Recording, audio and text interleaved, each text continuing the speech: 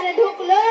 আমি ভাবলো স্কুলে অনুষ্ঠান আছো, হয়তো দিনকাল ভালো লাগে ভাই, ওইখানে দাঁড়িয়ে দেখো। আচ্ছা যাই দেখি তাহলে, তুই ঠিক দেখাচ্ছিস তো ভাই?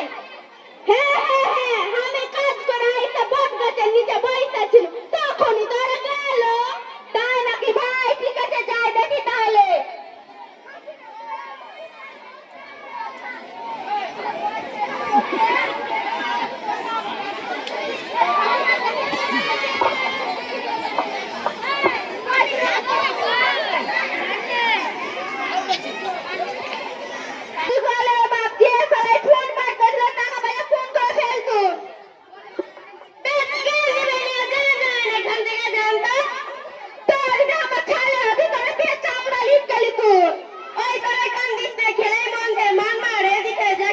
তোরা কিনে আমার খেলা বড় দেয়।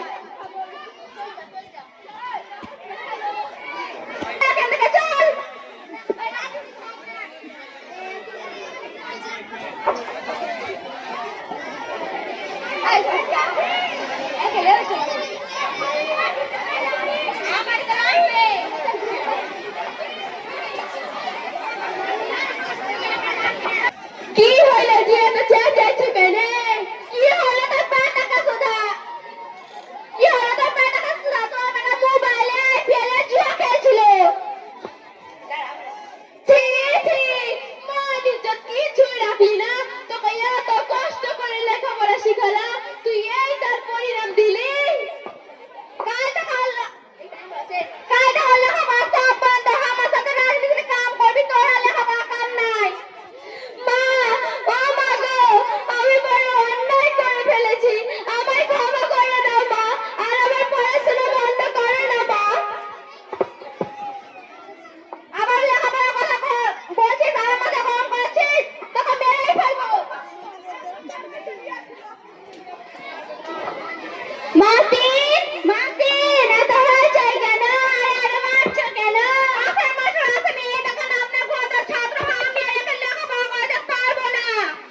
আমি রবির মুখে সবই শুনলাম। শোনো, তোমার ছেলেকে একটা আবাসিক স্কুলে ভর্তি করার ব্যবস্থা করছি, ওখানে মোবাইলের ব্যবহার নেই।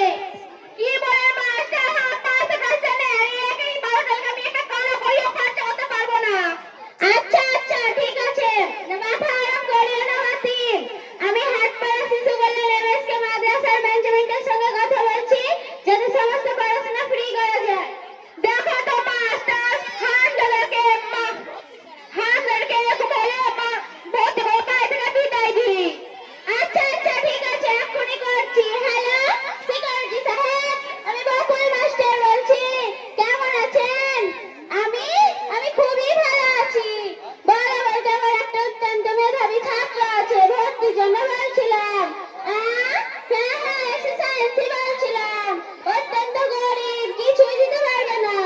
হ্যাঁ হ্যাঁ, খুব উপকার হয়।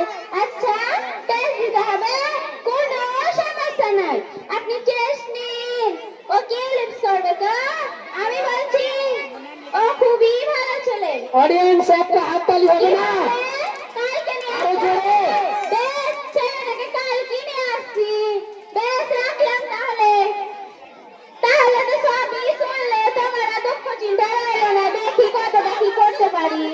দেখেন তো মাস্টার হারামজাদাকে মানুষের মতন মানুষ করা যায় কিনা, আপনারা এই কোনোদিনও ভুলতে পারবো না। বেশ, আজ তাহলে আসি, আগামীকাল নিয়ে যাবো, কালকে ভর্তি করে চলে আসবো।